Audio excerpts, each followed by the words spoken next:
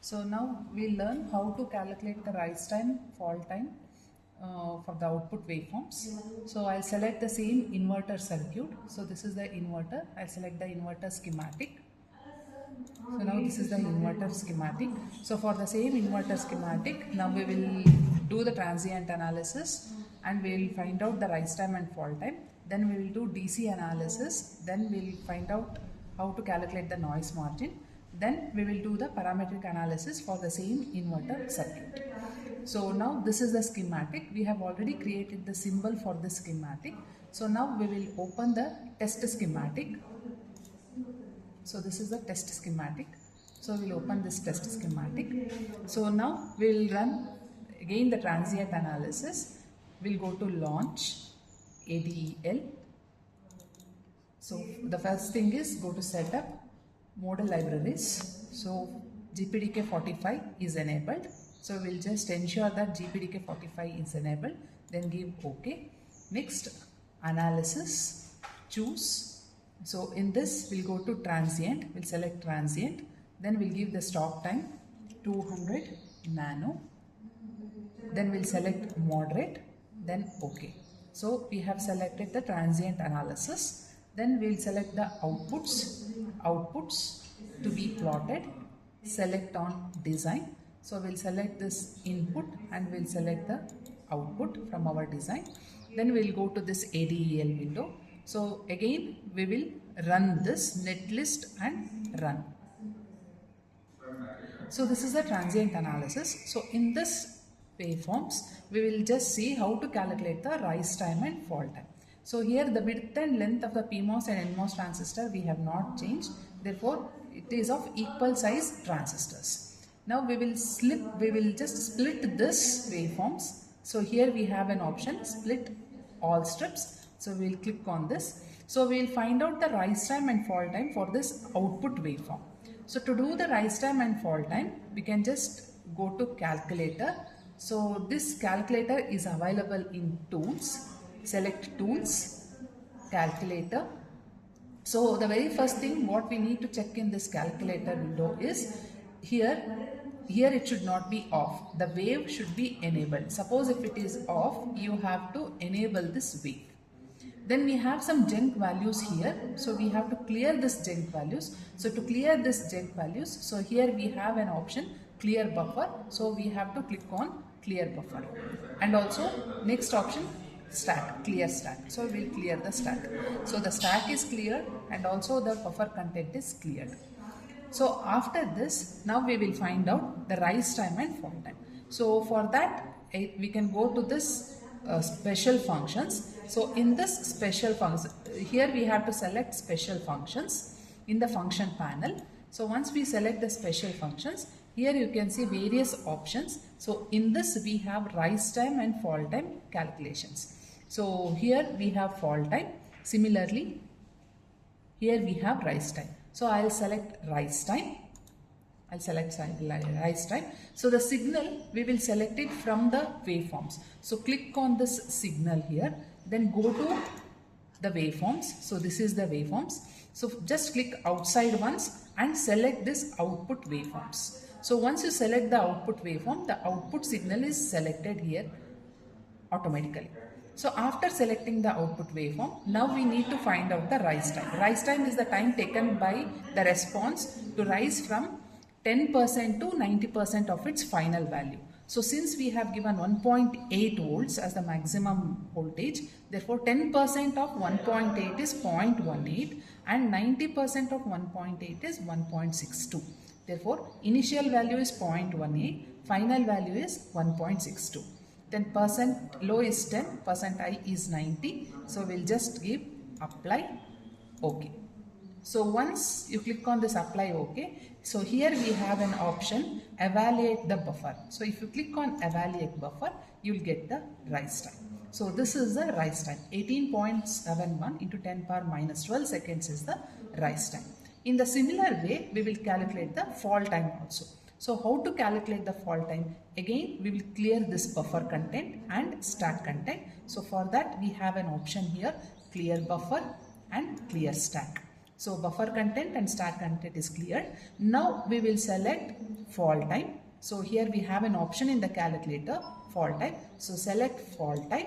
So again here in the fall time, we have to select the signal, we have to select the output waveform. So for that again we'll go to the waveforms. So in the waveforms, first you click outside once and select output. So the output waveform is selected. So now to calculate the fall time, initial value is 1.62 and final value is 0.18. Therefore, initial value you have to give it as 1.62 and final value 0.18. Percent I and percent low should be 10 and 90 only. Again, apply, OK. So after this, evaluate buffer. So you have an option here, evaluate buffer. Click on evaluate buffer. So you will get the fall time. So fall time is 19.1 into 10 power minus 12 seconds. So this is how we calculate the rise time and fall time for the output waveform of an inverter using calculator. So once this rise time and fall time is calculated, so now we need to calculate the noise margin. That's nothing but noise margin high and noise margin low. So for that we have to go for DC analysis. So we'll close this transient analysis now. So we'll close this. So now we'll do DC analysis. So how to do the DC analysis? Again, I'll close this window. So this is the test schematic. So this is our test schematic. So in the same test schematic of inverter, I'll go to launch ADEL. So here first thing is setup. So model libraries, so it is 45 only. So next is analysis, choose. So in this we have to select DC analysis now, since we need to find out noise margin high and noise margin low. So next, after selecting DC here in the analysis, save DC operating point. So enable this save DC operating point. Next is component parameter. So click on this component parameter. I have to select the component. So instead of typing the component name here, we'll directly select this from our test schematic. Therefore, click on this select component. So automatically we'll be redirected to this test schematic, inverter test schematic. Select this input V pulse. So after selecting input V pulse, so here we need to select VDC. Under select component parameter, we have to select VDC. So we are sweeping the input voltage from 0 to 1.8 volt. So click OK. So again we'll come back to this analysis window, ADEL window. So in this, now the component name is selected, parameter name is DC. Now the start time is 0 and the stop is 1.8 volts. So start 0, stop is 1.8 volts. Then sweep type is automatic, need not to change anything in this sweep type. Then give OK. So after this, we'll come back to this ADEL window. Now DC analysis is chosen. So now we have selected the DC analysis instead of transient analysis. Now again we have to select the outputs here. Therefore go to outputs, outputs to be plotted, select on design. So this is the input and this is the output. So we have selected input and output.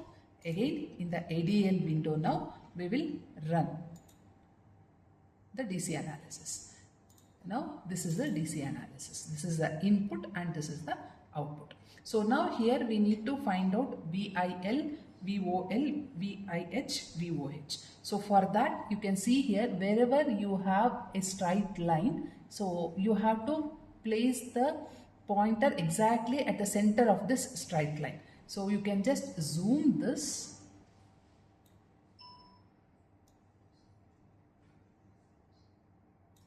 So this is the straight line we have. So exactly at the center, if you place the cursor here, so it will give two values. One value is x-axis value, one value is x-axis value and another one is y-axis. So x-axis is input, y-axis is output. So this is VIL and VOH. So we have got VIL and VOH. Similarly, here wherever we have the output straight line, we'll place the pointer exactly at the between of this, at the center of the straight line.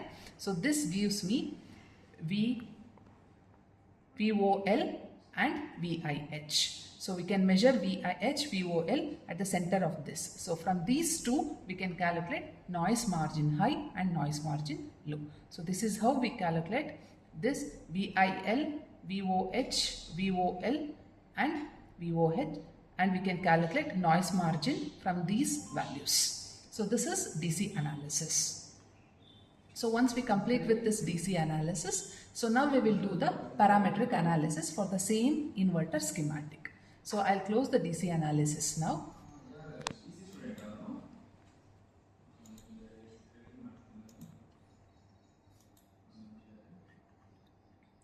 So now for the parametric analysis, I have to vary the width of the PMOS transistor. For different width of the PMOS transistor, we will plot the DC curves, DC analysis curves, and we will verify the midpoint voltage for different width of the PMOS transistor. So we will keep the width of NMOS transistor same and we will just vary the width of PMOS transistor. So for that what I'll do, I'll go to the inverter schematic. So how to go to inverter schematic? I'll just click on this inverter.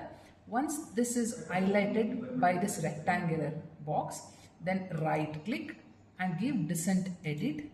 So it will ask whether to open in the same current window or current tab or in a new tab. So I'll just select new tab. Once I select new tab and I'll give OK. So in the new tab, our schematic is opened. So this is the schematic of the inverter. So now what I'll do, we have PMOS transistor and we have NMOS transistor. So we'll keep the width of this NMOS transistor same. We'll vary the width of this PMOS transistor. The length should be same, 45 nanometer for both the PMOS and NMOS devices. So to vary this width of the PMOS transistor, I have to select this PMOS. So just select this PMOS. So once you get this rectangular box, you just press Q from the keyboard. So once you press Q from the keyboard, you will get the device properties. This is the PMOS device properties. So in the PMOS device properties, we will keep the length as same, 45 nanometer, will not vary the length.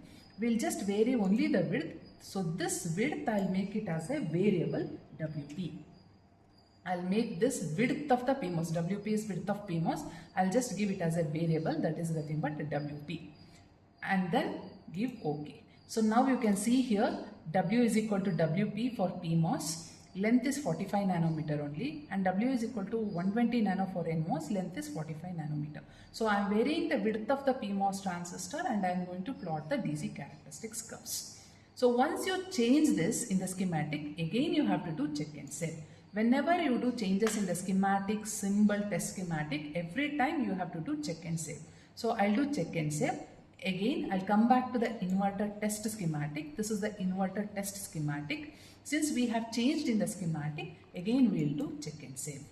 So after doing the check and save, so now we will run this, we will do the DC analysis and we shall see the midpoint voltage for different width of the PMOS transistor. So to do this, again we'll go to launch, ADEL. So here, now, so setup, you can just check it once, model libraries, 45 nanometer is enabled. Then analysis, choose.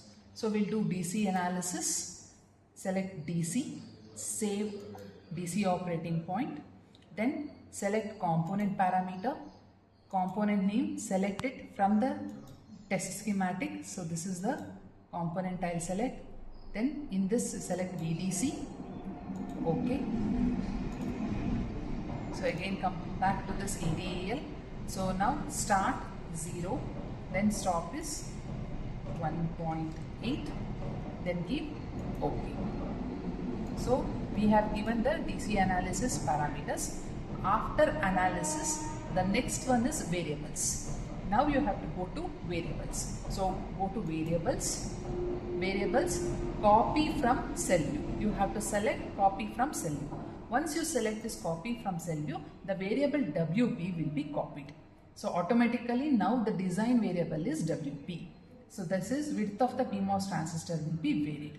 So after variables, the next option is outputs. So go to outputs, to be plotted, select on design. So we'll select these input, we'll select the output. Then We'll come back to this ADL window. So the outputs is selected. So to do the parametric analysis after outputs, so here we have the next option, tools. We have to go to tools. So select tools, parametric analysis. In this we need to select parametric analysis. So here we have variables. Right now we can see WP is not selected here. This is the variable we have given. So just double click on this. You will get option here to select the WP. So WP is the variable. Next we need to sweep this WP. So what is the, from which point to which point we have to sweep it. So from 120 nano to 600 nano.